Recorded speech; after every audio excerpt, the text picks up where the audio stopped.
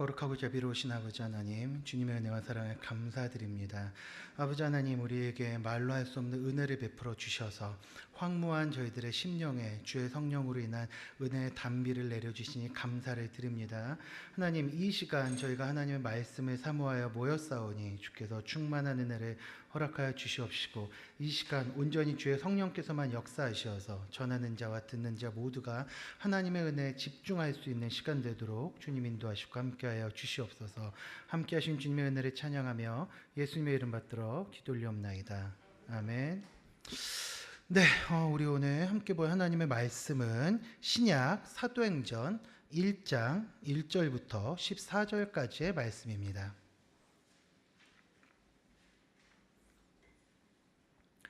신약 사도행전 1장 1절부터 14절까지의 말씀입니다.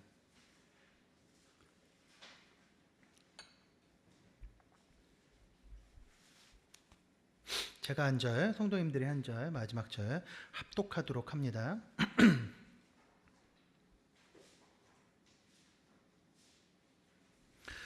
네.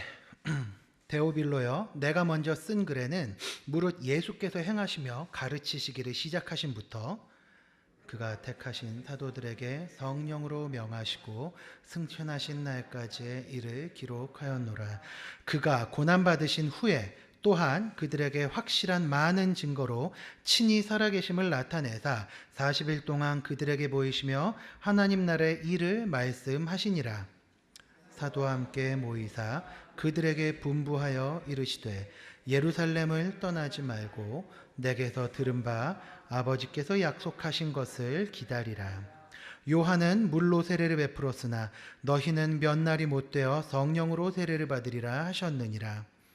그들이 모였을 때에 예수께 여쭈어 이르되 주께서 이스라엘 나라를 회복하심이 이때니이까 하니 이르시되 때와 시기는 아버지께서 자기의 권한에 두셨으니 너희가 알 바 아니요 오직 성령이 너희에게 임하시면 너희가 권능을 받고 예루살렘과 온 유대와 사마리아와 땅 끝까지 이르러 내 증인이 되리라 하시니라. 이 말씀을 마치시고 그들이 보는데 올려져 가시니 구름이 그를 가려 보이지 않게 하더라. 올라가실 때에 제자들이 자세히 하늘을 쳐다보고 있는데 흰 옷 입은 두 사람이 그들 곁에 서서 이르되 갈릴리 사람들아 어찌하여 서서 하늘을 쳐다보느냐. 너희 가운데서 하늘로 올려지신 이 예수는 하늘로 가심을 본 그대로 오시리라 하였느니라. 제자들이 감람원이라 하는 산으로부터 예루살렘에 돌아오니 이 산은 예루살렘에서 가까워 안식일에 가기 알맞은 길이라. 들어가 그들이 유하는 다락방으로 올라가니 베드로, 요한, 야고보, 안드레와 빌립, 도마와 바돌로메, 마테와 및 알페오의 아들 야고보, 셀로딘 시몬, 야고보의 아들 유다가 다 거기 있어 여자들과 예수의 어머니 마리아와 예수의 아우들과 더불어 마음을 같이하여 오로지 기도에 힘쓰더라. 아멘. 네. 식사들 맛있게 하셨습니까? 네. 오늘 저희 나눠드린 뒤에 유인물하고 피곤하실까봐 좀 보는 맛이 좀 있어야지 되지 않겠습니까? 그래서 지도를 좀 준비를 했습니다. 그런데 요 지도는 일단은 그냥 이런 거구나라고 보시고 이따가 제가 좀 자세히 설명을 드릴 텐데요. 좀 넉넉하게 뽑았습니다. 그래서 한 장 가져가셔서 반 이쁘게 접으셔서 성경책에 좀 끼워 놓으시고 마침 또 이번 주가 우리 사도행전을 읽는 주간이니까 이제 그 바울의 선교 여행 파트를 읽으실 때에는 요거는 다음 주입니다만 이제 그 지도를 보시면서 한자 한자 짚어서 읽으시면 이게 좀 성경이 눈에 좀 들어올 겁니다. 이게 뭐 무시하는 뭐고 들어와는 뭐고 뭐 나라 이름도 참 희한한데 이제 지도를 보는 것과 보지 않는 게 참 성경 읽을 때 차이가 크니까 우리 좀 참고하시고 오늘 좀 프린트를 챙겨 놓으시면 좋을 것 같습니다. 지난 시간에 우리는 그 사복음서를 간단히 살펴보면서 이제 복음서에 나타난 예수님의 행적을 정리를 해봤죠. 그러면서 예수님께서는 구약의 예언을 성취하시기 위해서 오신 분이시다라는 것을 우리가 함께 살펴보았습니다. 그리고 오래전부터 구약의 성도들이 그렇게 간절히 바라고 원하던 그 메시아께서 바로 예수 그리스도시다라는 걸 우리가 확인을 할 수 있었는데요.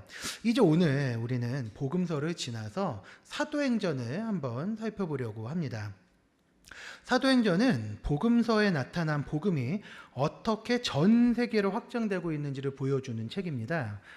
복음서는 그리스도께서 성경대로, 즉 구약의 예언대로 오셔서 율법을 성취하시고 구원을 이루신 내용을 보여주는 책이라고 우리가 정리를 했었죠. 그렇다면 사도행전은 어떤 책이냐? 이렇게 복음서에 성취된 구원이 어떻게 세상으로 흘러가는지를 잘 보여주는 책이 사도행전입니다.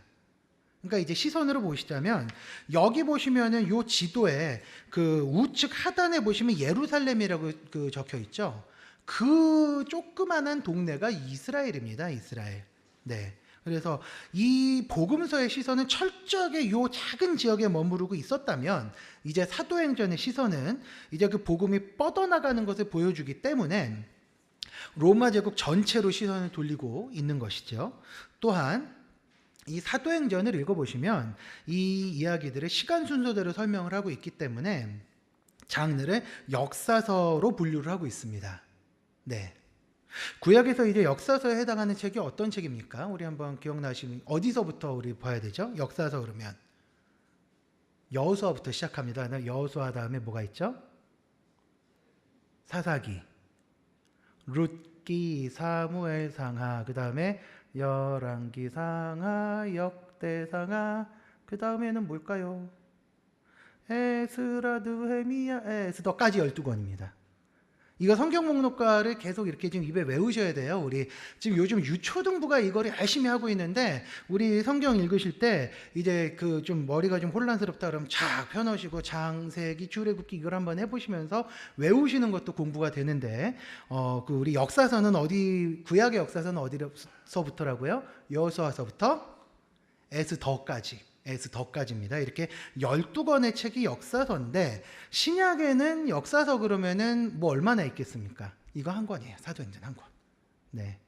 어떤 분들은 이제 그 복음서도 역사서의 일종으로 이렇게 취급을 하기도 합니다. 그 신약의 파노라마 같은 프로그램은 이제 복음서도 역사서라고 분류를 하고 예수님의 행적을 좀 이렇게 시간 순서, 연대기 순으로 쫙 배열을 좀 합니다. 그런데 복음서는 이 예수님의 행적을 꼭 시간 순으로만 배치를 하지는 않았어요. 그래서 역사서로 보기는 좀 애매하고 복음서는 따로 복음서라고 해서 따로 묶습니다. 그래서 사도행전도 역사서라고 보기도 하지만 그냥 장르 자체를 사도행전으로 보기도 합니다. 그래서 이거를 바로 시작하기 전에 이 사도행전의 개요를 좀 더 정리하고 구체적으로 살펴보는 것이 좋겠다라는 생각이 들었습니다. 이제부터 프린트를 좀 보시면서 같이 살펴보도록 하겠습니다.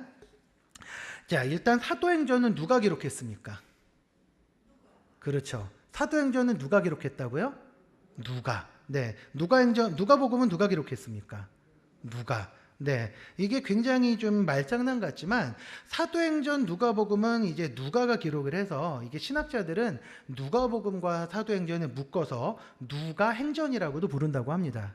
그래서 이 두 권이 분리되어 있기는 한데 이게 좀 서신서들이랑 좀 다릅니다. 이게 왜 그런가 하면 서신서 중에도 똑같은 수신자에게 두 통의 편지가 간 경우가 있습니다. 뭐 예를 들어서 고린도 전후서, 뭐 데살로니가 전후서, 그 다음에 뭐 디모데 전후서 이런 책들은 같은 교회나 사람한테 두 번 편지를 보낸 거예요. 그렇죠?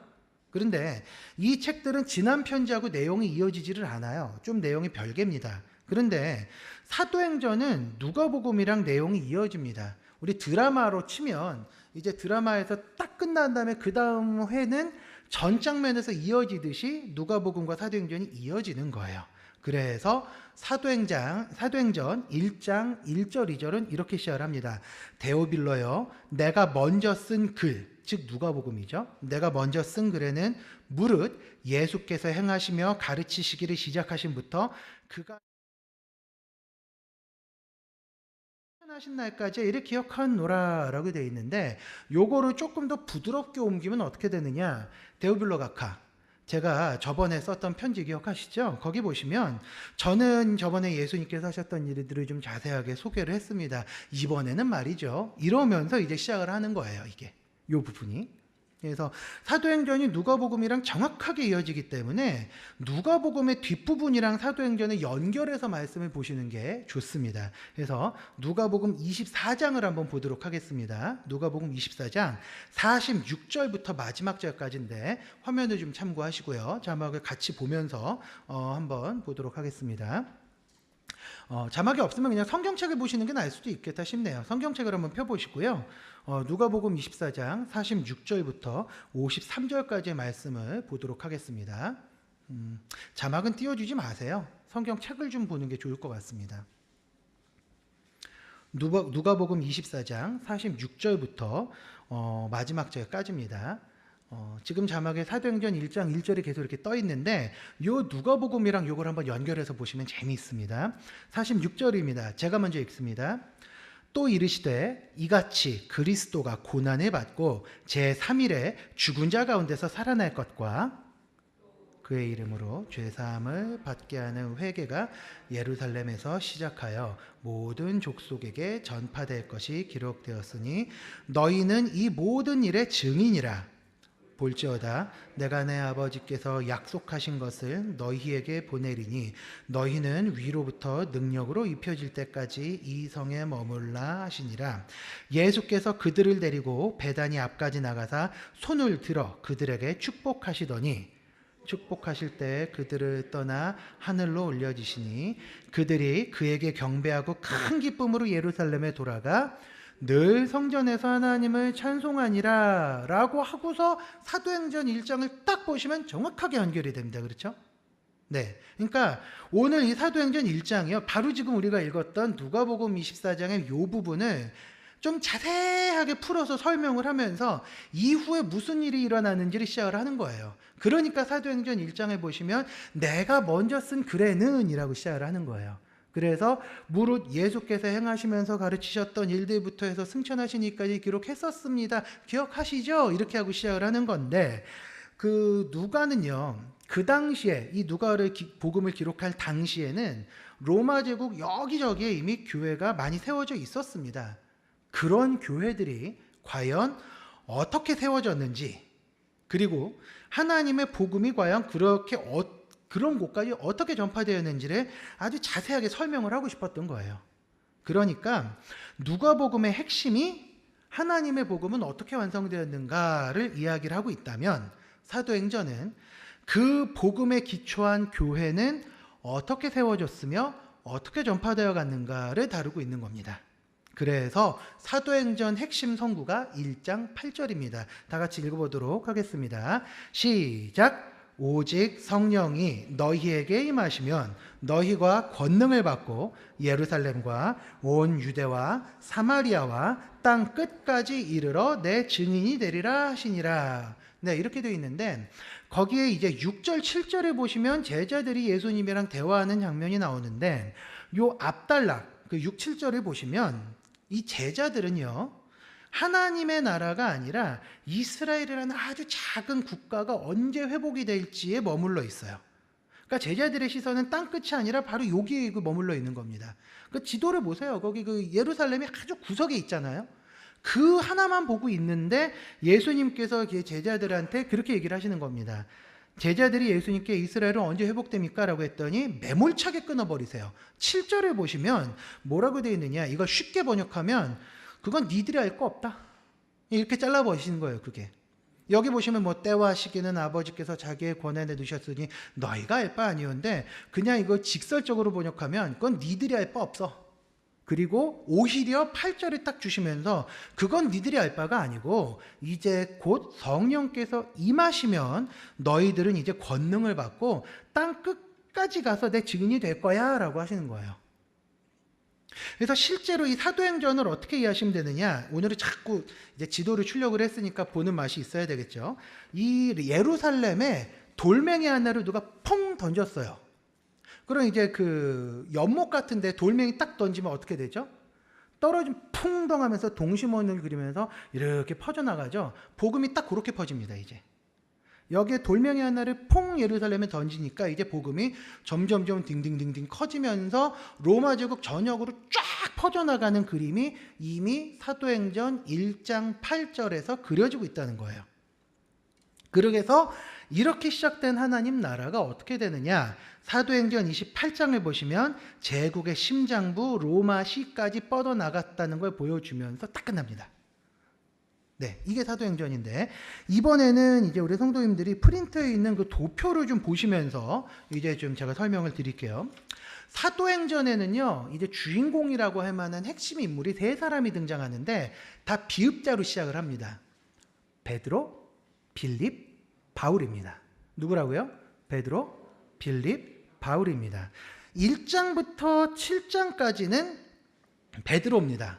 그리고 8장에 빌립 집사가 등장을 하고요. 그 다음에 9장부터 28장까지는 바울인데 왜 이 도표에서는 이렇게 표시를 했느냐? 이게 지리적으로도 좀 유의미한 그 장면인데요. 베드로는요, 예루살렘 그리고 온 유대 지역의 복음 확산에 아주 큰 역할을 감당을 합니다. 그리고 어떻게 보면 좀 부록 같은데요. 8장을 보시면 갑자기 집사 빌립이 등장을 해요. 그러면서 사마리아 지역의 복음은 쫙 퍼지는데 굉장히 큰 역할을 감당합니다. 그리고 또 사라져요. 8장에만 등장을 합니다. 그리고 13장 이후부터는 이방인의 사도로 부름받은 누구? 사도 바울이 하나님의 복음을 땅 끝까지 전하기 위해서 굉장히 고군분투하고 있는 장면을 그리고 있는데 이 도표는 이제 신약의 파노라마에서 가져온 도표입니다. 그래서 보시면 예루살렘, 유대와 사마리아, 땅끝 세 개로 쪼개서 1장부터 7장, 8장부터 12장, 13장부터 28장 그리고 거기에 주로 많이 등장하는 건 베드로, 빌립, 바울 이렇게 외우시면 조금 더 사도행전을 일목요연하게 정리를 할 수 있습니다. 물론 이렇게만 정리되는 건 아니에요. 하지만 참고를 하시면 좋을 것 같습니다. 사도행전도 그리고 구약의 성취를 굉장히 잘 보여주는 책입니다. 이 사도들이 복음을 전하는 과정에서 어떤 식으로 복음을 변증을 하느냐, 이 여러 가지 사건들을 설명을 할 때 이 일, 예수님의 구원과 성령님의 임재와 교회의 설립과 이 모든 것은 구약의 성취다라는 것을 계속해서 증언을 합니다. 대표적인 게 사도행전 2장에 나오고 있는 베드로의 설교 장면인데 그 본문을 보시면 그렇게 길지 않습니다. 성령 오순절에 성령 강림 직후에 예루살렘에서 짧은 설교를 하면서 무려 3군데나 인용을 해요. 요엘서 2장, 시편 16편, 시편 110편 3군데에서 말씀을 타다닥 가지고 와가지고 예수님의 십자가와 부활 그리고 좀 전에 일어난 그 성령 강림 사건 이거가 철저하게 구약에서 예언이 됐다라는 것을 그 짧은 시간에 구약을 들어서 증언을 해요.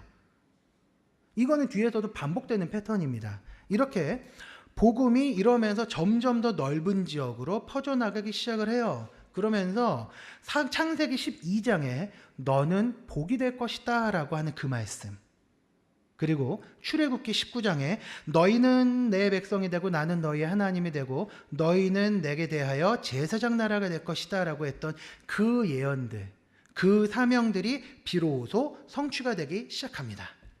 이후에도 사도들은 수시로 구약 성경을 인용을 하면서 예수님의 사역과 복음 증거를 설명을 하고 있습니다. 이게 전체적인 사도행전의 이제 개관이고 이제 본격적으로 내용을 좀 간단하게 정리를 좀 하고요. 그리고 사도 바울이 이제 3차례 전도 여행을 떠납니다. 그래서 이 기간 동안 집필한 서신서들을 좀 간단하게, 정말 간단하게 살펴보면서 내용을 좀 정리를 하도록 하겠습니다. 이제 프린트는 뒷장을 보시면 됩니다. 이제 첫 번째로 자, 복음이 어떻게 순서대로 퍼져나가죠? 이건 외우셔야 됩니다. 예루살렘과 온 유대와 사마리아와 그리고 요 세 순서로 자를 거예요. 그래서 이제 예루살렘의 복음이 어떻게 퍼져나갔느냐를 좀 살펴보도록 하겠습니다. 자, 일단은 사도행전에 보시면 그 1장에 보면은 예수님의 승천 이후에 제자들이 마가의 다락방에 모였다라고 증언을 합니다. 그런데 이 복음서들의 끝부분에 보시면 제자들이 예수님께서 십자가에 달려서 돌아가신 직후에 공경을 당할 게 너무 두려우니까 모처에 숨어 있었다고 해요. 그래서 어떤 사람들은 이게 다락이 아니겠느냐, 숨어 있기 좀 구석, 뭐 옛날식 어른들 표현으로 구석탱이라 그러죠. 그런데 모여 있지 않았느냐라고 하면서 이제 이 다락방이 아니었겠느냐고 추측을 하는데, 그렇다면 이 사도행전 1장은 이 제자들이 얼마나 바뀌었는지를 보여주는 장면이에요. 이게 무슨 얘기냐? 아직 이 사람들의 시선은 이스라엘 요 땅에 머물러 있는 거는 사실인데, 더 이상 이들이 이제 공포에 사로잡혀 있지 않다는 뜻입니다. 공포에 사로잡혀서 숨어서 떨었던 다락이 이제는 모여서 성령님의 임재를 기대하며 기도하는 소망의 장소로 변했다는 얘기예요. 두려워서 떨며 숨어있던 장소가 이제는 성령의 임재를 사모하는 장소로 바뀐 건데, 이건 무엇이냐? 부활 신앙을 고백하는 사람들은 이렇게 변화됐다라는 걸 몸으로 증명하는 장면이 사도행전 1장과 2장 초입부입니다.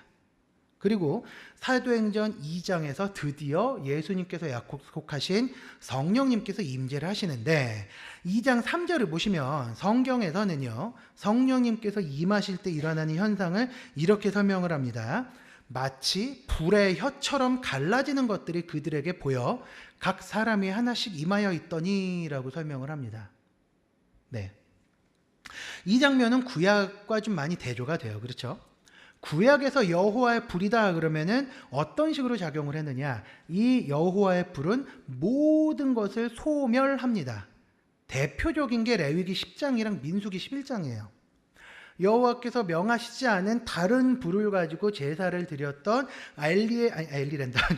아론의 두 아들, 갑자기 이름이 생각이 안 나는데 이다말이랑 두 명인데, 그 아들들이 다른 불로 제사를 드리러 갔다가 여호와의 불이 나와서 그들을 소멸합니다. 그 장면을 머릿속으로 그리시면 굉장히 무서워요. 코로 들어가서 온 몸을 태워버리는 거거든요. 여호와의 불은 잘못한 사람들을 태워 없앴습니다. 그 민수기 11장에서도 하나님 앞에 부정한 자들을 여호와의 제단에서부터 불이 나와서 살라버렸다고 나와요. 그러니까 구약에서 여호와의 불 그러면 아주 두려움과 심판의 상징인데, 이 신약에서는 어떻게 되어 있습니까? 성령님께서 임하심에 뭐 제자들을 불로 살랐더라 이렇게 되어 있지 않죠? 성령님께서는 소멸하는 게 아니라 권능을 부어주시는 거예요. 그래서 성령의 불이 임한 사람들은 저마다 어떤 일을 했느냐? 다락방에서 뛰쳐나가서 사람들한테 복음을 전합니다. 한 번도 배우지 않은 언어로 복음을 전한다는 거예요. 신약의 방언을 보시면 이렇게 철저하게 복음을 증언하는 역할만 감당하고 있는 걸 볼 수 있는데, 특별히 우리 장로교회에서는 저처럼 좀 보수적인 사람들은 방언이나 이런 부분들도 그렇게 좀 해석을 하는 경향이 있습니다. 그래서 이 사람들이 성령이 임했다 그러면은 그들이 그 방언을 통해서 다른 사람들한테 막 이렇게 좀 예수님의 고난과 죽음과 부활과 승천에 대해서 막 전하는 거예요. 그래서 이 2장에 보면은 정말 수많은 사람들이 혼란스러워하는 장면이 나옵니다. 쟤들은 뭔데 우리말로 떠드니? 이러는 말이들이 나와요. 네. 그래서 이 장면을 우리 리딩지어스에서 보면은 굉장히 재미있는 이름으로 부릅니다. 혹시 읽으셨나요? 그달라? 성령의 민주화. 이게 무슨 뜻인가 하면, 성령께서 임하시는 게 지금 모두한테 공평하게 임하셨는데, 구약시대에는 성령의 임재를 가장 상징적으로 보여주는 행위가 머리에 기름을 붓는 겁니다. 그러면 머리에 이렇게 기름을 부으면 이게 그냥 우리 집에 있는 카놀라유, 식용유 이런 거는 아닐 것 같아요. 근데 기름을 부으면 무슨 일이 일어나죠? 이게 질질 타고 흐르겠죠? 그러면 이게 머리를 타고 내려와서 수염을 적시고 옷으로 막 흘러내리는데, 기름이 이렇게 흘러내려서 몸을 적시는 것처럼 주의 성령께서 그 사람에게 임하셔서 그 사람을 온전히 사로잡아 주시옵소서라는 기원의 의미가 좀 담긴 건데, 그 기름을 붓는 거는 왕 임명을 할 때, 등극식 때, 그 다음에 대제사장 선발을 할 때, 그리고 선지자들이 택함을 입었을 때만 기름을 부었습니다. 일반인들은 하지 않았다는 얘기예요. 그런데 이제는 성령님께서 누구에게나 가리지 않고 임하셨으니까 민주적으로 쫙 다 임하셨다는 얘기죠. 그래서 나온 게 성령의 민주화입니다. 모든 사람에게 공평하게 임하셨다는 거예요. 그래서 이렇게 임하신 성령께서는요, 다시 올라가거나 떠나지 않으십니다. 그러니까 우리가 기도할 때 성령님 임재하소서라는 기도는 엄밀히 말하면 잘못된 기도고요. 우리 안에 거하신 성령께서 우리의 몸과 마음을 지배하시고 우리 가운데 충만히 역사해 주시옵소서라는 게 우리 좀 더 성경적인 기도라고 할 수 있겠죠. 그리고 우리 은혜교회 성도님들은 뭐 그런 분들이 안 계시는데 이제 옛날 7, 80년대 이제 부흥사들 보면은 이런 거 있죠. 이제 마이크 딱 잡고 할렐루야 이러면서 목소리 깔면서 웃으시는 분들은 기억을 하시는 거예요. 성령 받으라 뭐 이런 거 하는 거 기억나시죠? 아니면 뭐 장풍 쏘가지고 불러 와슈라라 그러면 막 쓰러지고 뭐 이런 거 했죠. 이게 잘못된 겁니다. 왜냐? 아니 성령님께서는요 성삼위일체의 한 위격이세요. 같은 하나님이시기 때문에 우리 웨스트민스터 소요리 문답에서 어떻게 정리하느냐, 이 성부 하나님, 성자 예수님, 성령 하나님께서는 같은 권능과 영광을 동일하게 받으시는 분이라 그랬거든요. 근데 자기가 뭔데 어디 건방지게 하나님을 보내고자 하실 거예요. 그래서 잘못된 거예요. 그래서 누군가 만약에 저 같은 사람이 있으면 참 좀 힘들 거예요. 장풍 쐈는데 안 넘어져. 덩치도 큰 게. 그렇죠? 이게 잘못된 거라는 겁니다. 왜? 성령님께서는 역사하시는 하나님이시지 감히 인간 따위가 어떻게 할 수 있는 분이 아니시거든요. 그 성령께서 오순절날 임하셔서 지금도 그대로 임하고 계시고 역사하고 계시는데 그분이 어디 계시느냐? 멀리 찾지 마시고 오른손 가만히 들어서 이렇게 가슴에 얹어보시면 여기 계신 겁니다. 여기. 성령님께서 어디 계시죠? 여기 계신 겁니다. 그래서 우리가 성경을 읽고 기도할 때에는 성령께서 지혜를 주시고 우리 가운데 충만히 역사해 주시옵소서라고 기도하시면 지금도 성령께서는 그대로 역사하시는 거예요. 그게 사도행전 2장에서 시작이 된 겁니다.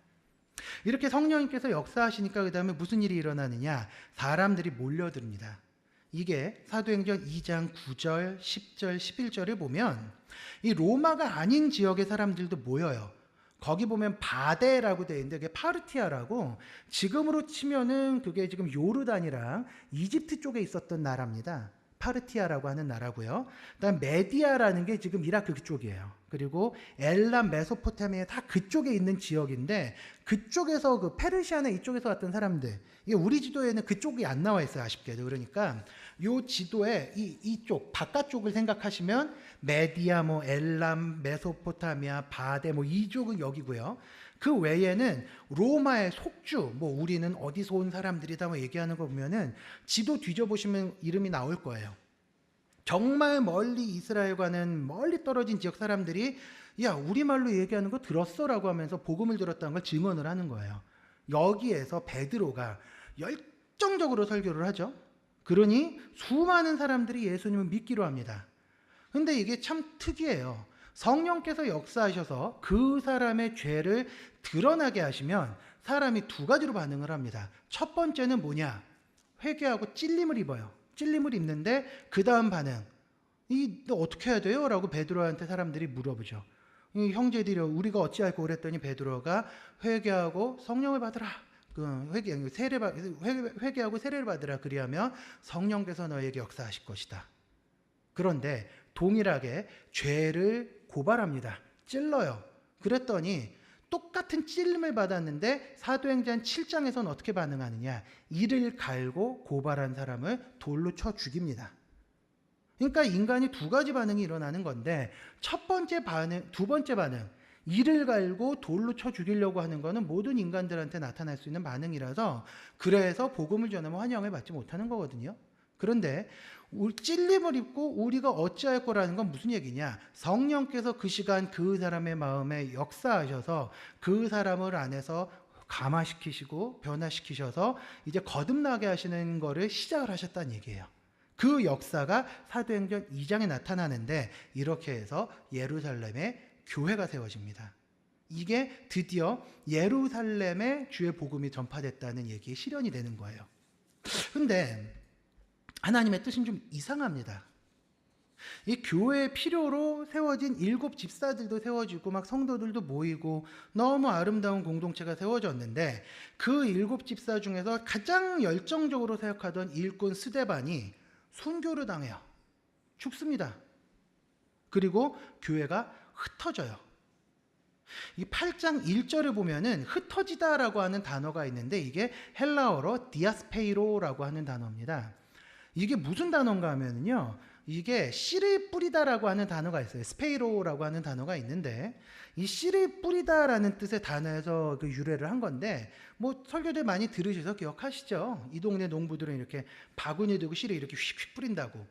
사람들이 교회가 박해를 받고 깨져서 흩어지는 게 마치 농부가 딱 잡고서 쫙쫙 씨를 뿌리면서 이렇게 흩어버리듯이 사람들이 쫙 흩어졌다는 얘기예요. 그러니까 교회가 왜 이렇게 흩어질 수밖에 없을까? 뭐 운동장에서 먼지가 팍 풀풀 날리듯이 교회가 기약 없이 사방으로 흩어져요. 교회는 깨졌고 일꾼들은 순교를 당하고 남은 성도들은 끌려가서 박해를 받습니다. 우리는 여기까지만 보기 때문에 하나님께서도 참 원망스럽습니다. 하나님 왜 이러십니까? 라고 할 수 있는데 이상한 일이 벌어집니다. 8장 4절입니다. 보시면 프린트에 있습니다. 8장 4절 한번 볼까요? 그 흩어진 사람들이 두루 다니며 복음의 말씀을 전할세.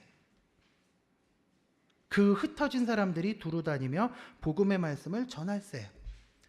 사도행전 1장 8절에서 뭐라고 되어 있습니까? 예루살렘과 온 유대와 사마리아와 땅끝까지 이르러 내 증인이 되리라 라고 해야 되는데 모였는데 안 흩어져요. 여기가 조사원이 모여 있어요. 영광을 찬양하고 막 예배드리고 그게 너무 기뻐요. 얘들아 그 유대와 사마리아 아이 주님 여기가 좋은데요. 너무 행복한데요. 얘들아 유대와 아이 여기가 좋은데요. 안 되겠구나. 퍼집니다. 그런데 그 사람들이 그냥 도망가는 게 아니라 도망간 김에 만나면서 사람들한테 복음을 전해요. 그러다 보니까 유대 일대의 복음이 퍼지고 예수를 믿는 사람들이 갑자기 생겨나기 시작을 합니다. 그리고 그 와중에 사마리아로 간 집사 빌립. 사마리아 성으로 내려갔다고 하는데 여기서 등장하는 사마리아가 구약시대 사마리아가 아닙니다. 그러니까 구약시대에는 사마리아가 도시예요, 도시. 그런데 신약의 사마리아는 사마리아 지역이거든요. 그러니까 이거를 설명을 드리자면 구약의 사마리아 그러면은 수서동 같은 이제 동네 이름이고요. 신약의 사마리아 그러면 강남구 이런 것처럼 그 지역 전체를 일컫는 거라고 생각하면 얼추 맞아요. 그래서 사마리아 지역으로 가서 복음을 전했더니 이 일대 복음이 퍼지기 시작을 하는데 굉장히 특이한 현상이 발생을 합니다. 8장 8절에 보시면 그 성에 큰 기쁨이 있더라 라고 되어 있어요. 그 성에 큰 기쁨이 있더라. 그런데 여기에 이 기쁨이라고 하는 단어가 등장을 하는데 이 기쁨이란 단어는 사도행전에서는 항상 복음이라는 단어와 정확하게 짝을 이뤄서만 등장을 해요. 이게 무슨 얘기냐? 복음을 들은 사람들은 너나 할 것 없이 전부 다 기뻐했다는 거예요. 그러니까 사도행전에는 이 공식이 등장을 합니다. 복음을 전하면 큰 기쁨이 있다. 복음을 전하면 큰 기쁨이 있다예요. 내 삶에 기쁨이 넘치지 않고 괴롭다라면은 어떻게 해석을 해도 되느냐? 주의 복음을 내가 충만히 누리지 못하고 있다라는 뜻으로 보셔도 좋습니다. 그러니까 사도행전에서는 복음을 전했기 때문에 상황이나 환경에 구애받지 않은 평강과 은혜와 기쁨이 넘치는데 이게 복음을 들은 사람들한테 일어나는 공통적인 현상이었다는 거예요. 그러니까 시편 1편에 보시면 말씀에 뿌리를 내린 사람들이 어떤 은혜를 받는지가 쭉 나와 있죠. 시편 1편에. 그게 사도행전에서 구체적으로 예가 돼서 나타난 겁니다. 복 있는 사람들은 악인들의 꾀를 따르지 아니하며 쭉쭉쭉쭉 오직 여호와의 말씀을 즐거워하여 그 율법을 주야로 묵상하는 도다. 어떻게? 사도행전 봐. 이렇게 되는 거예요. 그리고 이 사이에 또 아주 극적인 사건이 하나 있죠. 그 박해자였던 사울이 극적인 회심을 하는데 그게 9장입니다. 어떤 분들은 옛날에 저도 그런 설교를 좀 몇 번 들었어요. 사울이라는 이름은 해석을 하면 큰 사람이고 바울이라는 이름은 작은 사람이다. 그러니 사울이 복음을 듣고 겸손해져서 작은 사람이 되어서 하나님의 은혜를 경험했습니다. 뭐 좋은 해석이기는 한데 굳이 그럴 필요는 없다고 저는 보는데 이게 왜 그런가 하면요. 사울이라는 이름은 유대식 이름이에요. 이스라엘식 이름이에요. 그리고 바울, 이게 그 헬라어식으로 하면 파울루스거든요. 그 이름은 좀 헬라식 별명입니다. 그러니까 게바가 베드로라고 하는 헬라식 별명이 아예 본명이 돼버린 것처럼 바울도 그렇게 그 별명을 가지고 있었는데 성경에서 사울이 바울로 불리는 그 바뀌어서 불리는 대목을 보시면 바울의 사역 방향이 유대인보다는 이방인들을 좀 많이 향하고 있어요. 그래서 선교 여행을 나가면서부터 그때부터 사울의 이름이 바울로 표기가 바뀌기 시작을 합니다. 은근슬쩍 바뀌어요. 그래서 그걸 보면은 이제 그 사역 방향 자체가 이제는 이스라엘 유대인들이 아니라 그 밖에 있는 다른 지역의 유대인들 그리고 다른 지역에 있는 이방인들을 향해서 사역을 하기 때문에 이름을 사울이 아니라 바울이라는 이름을 쓰기 시작한 것 아닌가. 저는 그렇게 해석을 하는 게 좀 더 좋아 보이더라고요. 근데 뭐 어쨌든 이제 9장 15절에 보시면 바울이 이방인의 사도로 준비가 되었다라는 거 아주 명확하게 콕 집어서 설명을 하십니다. 그러니까 복음이 온 유대와 사마리아에 막 퍼져나가고 있던 그 시간에 하나님께서는 이제 그 지역에 충만해지는 상황에서 땅끝을 준비하고 계시는 거예요. 이게 10장까지의 상황입니다. 자, 그러면 땅끝까지 복음이 어떻게 퍼져나가느냐? 이제 드디어 이방으로 복음이 전파되는 모습을 볼 수 있죠. 하나님께서는 좀 전에 바울을 어떻게 부르셨다고요? 이방인의 사도. 뭐라고요? 이방인의 사도. 이방인의 사도로 불러주셨는데 이제 드디어 주인공이 또 바뀝니다. 베드로에서 바울로 바뀌는데 이후 사도행전 후반부를 보시면 바울이 떠난 3차례 전도 여행이 나옵니다. 일단 지도를 한번 보시겠습니까? 이제부터 지도를 설명을 좀 드릴게요. 네, 지금 여기에서 지도를 보시면 이제 이 지도에는 1차, 2차, 3차 전도 여행이 다 나와 있는데 거기에 보시면은 이제 좀 정신이 없는데요. 오른쪽에 그 아까 예루살렘은 찾으셨을 거고 거기에서 위쪽으로 쭉 올라가시면 안디옥이라고 하는 도시가 나옵니다. 찾으셨어요? 네. 거기에서 파란색 실선 말고 그러니까 실선으로 점선 말고 파란색으로 된 화살표를 쭉 따라가시면 그게 1차 전도 여행입니다. 그렇게 바울이 처음에 이제 바보라고 하는 게 그 뭐지 얼레리 꼴레리 이 바보가 아니라 도시 이름이 바보예요. 그래서 그게 이제 키프로스. 우리 성경 구브로라고 되어 있는데 그 키프로스의 바보라고 하는 도시를 지나갔다가 버가 그래서 거기 이제 그 여기 있는 안디옥은 이제 이름이 똑같은 거고요. 이제 그 루스드라 안디옥이든가 다른 이름으로 성경에 나와 있죠. 그 안디옥에서 이고니온, 루스드라, 더베 뭐 이렇게 했다가 이제 다시 이제 그 안디옥으로 돌아왔더라. 이게 1차 전도 여행이고요. 그 다음에 안디옥에서 시작되는 초록색 화살표, 그게 2차 전도 여행입니다. 네. 그게 2차 전도 여행이고요.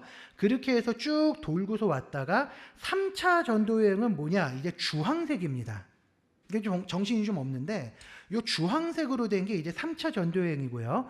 거기 보면은 이제 그 펠로폰네소스 반도인데 그냥 쉽게 말해서 그리스 지역 에게해라고 되어 있는데 그쪽에 원으로 표시된 데가 데살로니가 지역 그 다음에 헬라, 아가야 지역 이렇게 된 지역을 주로 돌아다녔다는 얘기고요. 그 다음에 3차 전도 여행이 주황색으로 갔다가 나중에 예루살렘으로 바울이 끌려와서 이제 로마로 이제 배를 타고 가게 되죠. 그게 새빨간색으로 된 화살표입니다. 그래서 거기 보면 지도 정 가운데 미항이라고 되어 있는 섬이 있을 거예요. 그 섬에서 갑자기 점선으로 됐죠. 그게 이제 태풍 때문에 난파를 당해가지고 그렇게 됐다가 흘러가다가 왼쪽에 멜리데라고 하는 그 섬이 이제 몰타예요. 몰타 요즘에 거기로 이제 도착을 하게 돼서 거기서 시칠리아 시라쿠스라고 하죠. 원래 우리 저거로는 그 수라구사로 갔다가 레기온으로 해서 보디올 로마로 갔다 이렇게 표시가 되어 있는데 요 지도를 가지고 나중에 성경을 읽으시면서 사도행전 이번 주가 아니고 다음 주 차에 그 전도 여행이 나옵니다. 그거 나오실 때에는 요 지도들을 하나하나 짚어가면서 일로 갔다고? 여기야? 이렇게 하시면서 보시면 좀 더 알아보실 수 있을 겁니다. 그리고 지도가 뭔지 모르겠다. 이따 예배 끝나고 저 붙잡고 물어보시면 제가 알려드리겠습니다. 그리고 우리 프린트를 보시면 제가 표를 또 거기다 다 집어넣어 놨습니다. 1차, 2차, 3차 전도여행과 로마 압송이라고 표를 그려놨는데 요 표도 제가 신약의 파노라마에서 가지고 왔어요. 근데 이게 아주 재밌습니다. 1차 전도여행은요. 사도행전 13장부터 15장까지 되어 있고요. 3장에 걸쳐서 기록이 되어 있습니다. 2차 전도여행은 16장부터 18장까지 3장이고요. 3차 전도여행 19장부터 21장까지 3장. 그리고 로마 압송된 요거를 어떤 분들은 4차 전도여행이라고도 부르는데, 그게 만약에 4차라고 부른다면 요거는 22장부터 28장인데 장수가 3337이에요. 3337 이렇게 되어 있습니다. 337 박수 같죠? 약간 느낌에. 그리고 전도여행 갔던 동네가 아나톨리아 고원 북부인데, 거기가 우리 그 나눠드린 지도에 보시면 갈라디아랑 아시아라고 되어 있는 지역 그 일대예요. 지금의 그 튀르키예입니다. 그리고 2차 전도여행이 발칸반도 일대라고 되어 있는데, 그냥 오늘 그리스 지역 얘기하시는 거예요. 그리스. 그리고 3차가 이제 소아시아, 그 다음에 4차가 로마고요. 그 다음에 요게 굉장히 신약의 파노라마에서 재밌게 되어 있는데, 전도 여행 때 서신을 씁니다. 서신서를 써요. 그런데 요거가 이제 한 권, 두 권, 세 권, 네 권입니다. 1차 때 한 권, 2차 때 두 권, 3차 때 세 권, 4차 때 네 권이에요. 그런데 앞 글자만 떼서 외우면은 외우기가 쉽습니다. 그래서 서신을 썼을 때 요걸 어떻게 외우냐? 갈대고로 에골 비일빌 이렇게 외웁니다. 왜냐? 갈 때까지 가가지고 바울이 전도를 열심히 해요. 그래서 갈대고로도 그러다 나중에 힘빼가지고 에골 비일빌 한다 그래가지고 요렇게 외웁니다. 네, 그러면 조금 쉬워요.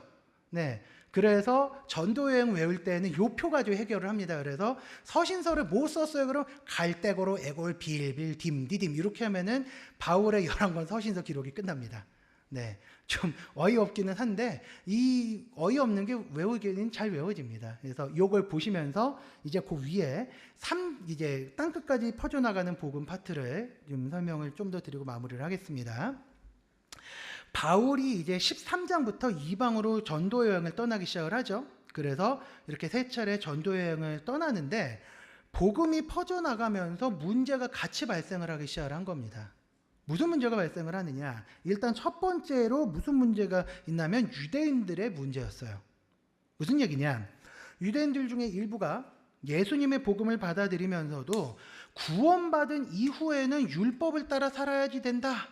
율법의 규정, 할례를 지키고 안식일을 준수하고 그 다음에 음식 규정 지키고 뭐 이런 거 지켜라! 뭐 이렇게 주장을 합니다. 근데 우리가 지난주에 우리 복음서를 정리하면서 율법은 예수님을 예표하는 그림자라고 했기 때문에 더 이상 율법의 이런 세부 규정은 우리가 따를 필요 없이 자유케 되었다는 거 이미 배웠죠? 그렇기 때문에 유대인들이 이런 거를 집요하게 걸고 넘어가는 거를 해명을 하고 제대로 가르칠 필요가 있었어요. 그래서 율법이 아니라 이제는 은혜의 법칙을 따라라 라고 해서 기록을 한 서신서가 첫 번째 선교 여행 기간에 집필한 갈라디아서입니다. 그래서 갈라디아서를 보시면 바울의 사도 자격을 바울이 변호를 하고 있고요. 그리고 율법이 아니라 그리스도의 십자가로 말미암은 은혜를 따라야 된다는 걸 굉장히 강조해서 설명을 합니다. 그리고 또 그 당시에 그 사람들 중에 예수님께서는 육체로 오신 것이 아니다라고 주장하는 사람들이 있었습니다. 이게 무슨 말인고 하니, 당시에 이원론이라고 해서 철학 사상이 있어요. 이게 사실은 요즘도 우리가 좀 경계해야 될 사상입니다. 예를 들어 볼까요? 목사와 전도사는 거룩한 직업이고, 예를 들어서 무슨 청소하고 뭐 이런 분들의 직업은 거룩하지 않은 직업입니까?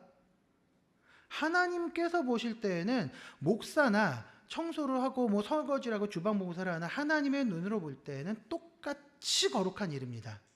만약 그 일을 하는 데 있어서 내가 하나님께 하듯이 성실하게 한다라고 생각을 한다면 그 모든 직업은 다 하나님께서 보실 때 거룩한 직업이에요. 물론 무슨 뭐 유흥업이라든가 사기라든가 이런 죄가 되는 건 제외를 하고 말이죠. 그런데 이원론이란 건 뭐냐? 이런 식으로 딱 가르는 거예요. 이 주일날은 거룩한 날이고 다른 날은 거룩하지 못한 더러운 날. 뭐 아니면은 예배 드리는 건 귀한 일, 그렇지 않은 건 아주 속되고 나쁜 일. 근데 그 당시부터 이런 주장이 있었던 겁니다. 세상을 절반으로 딱 나눠가지고 선과 악으로 봐요. 그러니까 이 사람들은 뭐라고 얘기했느냐? 육은 더럽고 영적인 건 아주 고귀하다 이렇게 봅니다. 그러니 이 사람들의 논리로는 그 거룩하신 예수님께서 이 더러운 육신으로 오신다는 건 말이 안 되는 거예요. 그래서 뭐라고 설명을 하느냐? 예수님께서는 영으로 오신 건데 우리가 착각하고 육인 걸로 알고 있는 거고, 십자가에 달려 돌아가실 때 예수님께서는 돌아가신 척한 거다라고 한 건데, 이렇게 되면은 뭐가 문제가 되느냐? 예수님의 십자가가 아무런 의미가 없어지고요. 예수님은 무슨 메소드 연기 잘하는 배우신 거예요. 그냥 영인데 칼로 찔른다고 해서 하고 막 괴로운 척하고 십자가에 달리는 척을 다 하신 건데 이 말이 안 되잖아요. 그런 주장이 그런데 그 당시 실제로 아주 강하게 퍼져 있었는데 이걸 보고 이제 어려운 말로 영지주의라 그러고요. 예수님이 십자가에 매달려 있었던 건 육체가 아니고 연기하신 거다라고 하는 거를 가현설이라고 얘기를 합니다. 그냥 그러려니 하고 넘어가세요. 그 용어는. 그래서 이 이단들이랑 사도들이 굉장히 많이 싸웁니다. 그래서 그 중에서 이제 바울이 이거에 대해서 그 싸우면서 강조를 한 게 뭐냐? 예수님께서 십자가에 달려 돌아가셨다 부활하신 것은 정말 있었던 일이고 구약 때부터 예언된 일이었다라는 걸 아주 많이 강조를 했어요. 그래서 고린도전후서, 데살로니가 전후서에 보면은 부활, 재림 대단히 많이 강조하고 있습니다. 이렇게 서신서는요, 그 당시에 교회가 직면한 위기에 대응을 하기 위해서 기록된 책이에요. 그래서 거짓 가르침을 반박을 하고 바른 교리를 가르치는데 굉장히 신경을 많이 씁니다. 이제 그 사도행전의 마지막 부분은요, 이제 바울이 자신의 억울함을 로마에 있는 황제의 법정에 항소하겠다라고 하면서 로마로 가는 걸로 마무리가 되는데, 이거는 자신에게 닥친 기회를 아주 충분히 활용을 한 겁니다. 굳이 법정에 항소를 안 했어도 됐는데, 죄도 없는데 로마에 가서 항소를 하면 로마에 가서 복음을 전할 수 있으니까, 그래서 로마로 간 거예요. 그 고초를 겪으면서. 그리고 사도행전 28장은 바울의 몸은 비록 묶여 있으나, 작은 집에 가택연금이 되어 있으나 바울을 찾아오는 사람들이 많았고 바울을 통해서 복음이 로마 제국의 심장부로 뻗어가 나가는 모습을 보여주면서 마무리가 되는데, 이렇게 해서 1장 8절의 말씀, 예루살렘과 온 유대와 사마리아에서 땅끝까지가 실현이 되는 걸로 끝납니다. 그리고 이렇게 예루살렘과 온 유대와 사마리아와 땅끝으로 퍼져나간 복음은 이제 로마 제국을 넘어서 아시아 끝자락 우리나라까지 온 겁니다. 요즘 참 여러 가지 좀 마음이 아프죠. 한국 교회가 참 문제가 많습니다. 강단도 오염이 많이 돼 있고 또 비리도 참 많고, 그래서 교회가 사회를 걱정해야 되는데 사회가 교회를 걱정을 합니다. 근데 처음부터 이랬던 건 아니에요. 이 한국 교회가 전 세계 교회사를 다 뒤져봐도 굉장히 특이한 케이스인데, 선교사가 입국하기 전에 알아서 교회를 세운 나라는 전 세계 우리나라가 최초입니다. 그게 이제 그 특이한 기록인데, 오죽하면 그 언더우드 선교사님, 우리 장로교회 최초의 선교사님이죠. 그분이 본국에 무슨 편지를 썼느냐? 나는 씨앗을 뿌리러 왔는데 벌써 열매를 거두고 있습니다. 오자마자 일주일 만에 지금 7명한테 세례를 줬네요. 이렇게 편지를 썼어요. 그렇게 해서 1901년에 평양신학교가 세워지고, 그리고 1907년에 이제 한국 최초의 독노회, 그러니까 총회를 세울 정도는 아닌데 노회는 세울 수 있어서 독노회입니다. 홀딱 노회 하나만 있는. 그래서 독노회가 설립이 되면서 평양신학교의 1회 졸업생 7명 목회자가 세워졌는데, 사진을 한번 제가 준비를 했거든요.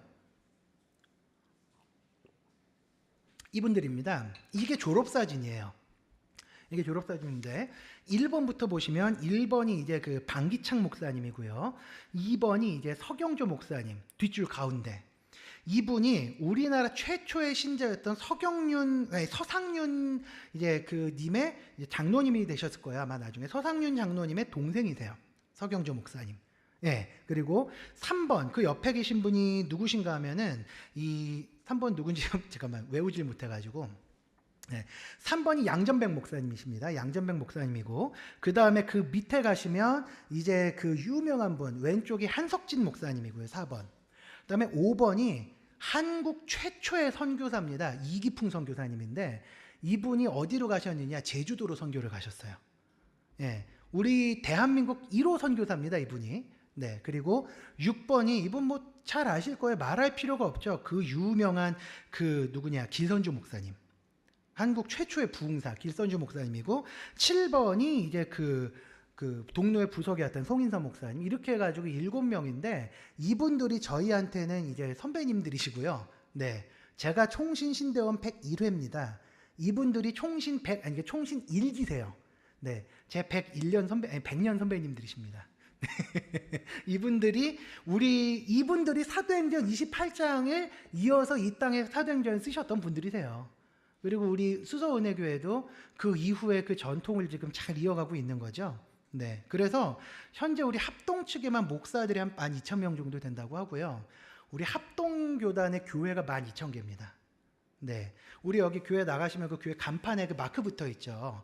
파란색이랑 초록색으로 됐고 가운데 허연 십자가, 그게 우리 합동교단 마크입니다. 네. 이 다 형제 교회들이에요. 요 근처에 있는 교회들도. 이 사도행전이 우리에게 가르치는 교훈은 선명합니다. 네. 하나님의 복음은 우리에게 기쁨을 준다라는 건데, 다른 것이 아니라 성경에 근거한 복음. 그러니까 예수 그리스도의 십자가, 부활, 승천, 재림, 이걸 고백하는 신앙이요, 우리에게 상황이나 환경에 구애받지 않고 평안을 누리게 하는 복음이다라는 거죠. 그래서 이제 우리가 사도행전을 읽으면 우리에게 이렇게 도달한 복음으로 인해서 기뻐할 수 있어야 되고, 또 그 복음을 전하는 일에 아주 진력해야 된다는 거죠.